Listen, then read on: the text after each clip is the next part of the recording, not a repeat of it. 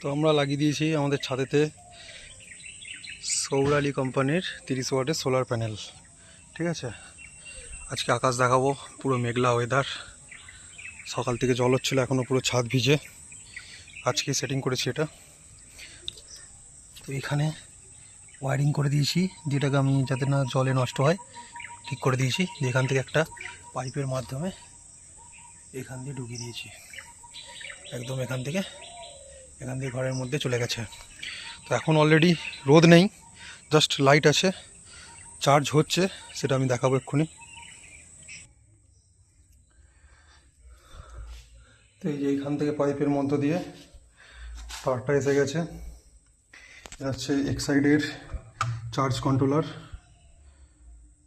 SPB charging, রোদ নেই তাও চার্জ হচ্ছে। এখানে ব্যাটারি ফুল আছে, গ্রিন সিগন্যাল আর লো থাকলে এই আলোটা জ্বলতো, বাট এটা এখন চলছে না। ঠিক আছে, তো একটা পুরনো ইউপিএস ছিল, অনেক পুরনো ইউপিএস। তো ইউপিএসের ব্যাটারির সাথে দুটো তার কানেক্ট করে এটাকে আমরা সোলার সিস্টেম বানিয়ে নিয়েছি। ছোটো সোলার সেট আপ, 7 অ্যাম্পিয়ারের ব্যাটারি আছে, ছোট্ট একটা এক্সাইডের চার্জ কন্ট্রোলার আছে, আর 30 অ্যাম্পিয়ারের একটা সোলার সেট আপ আছে। এবার এর থেকে আমরা কি চালাবো সেটা আমি দেখাচ্ছি।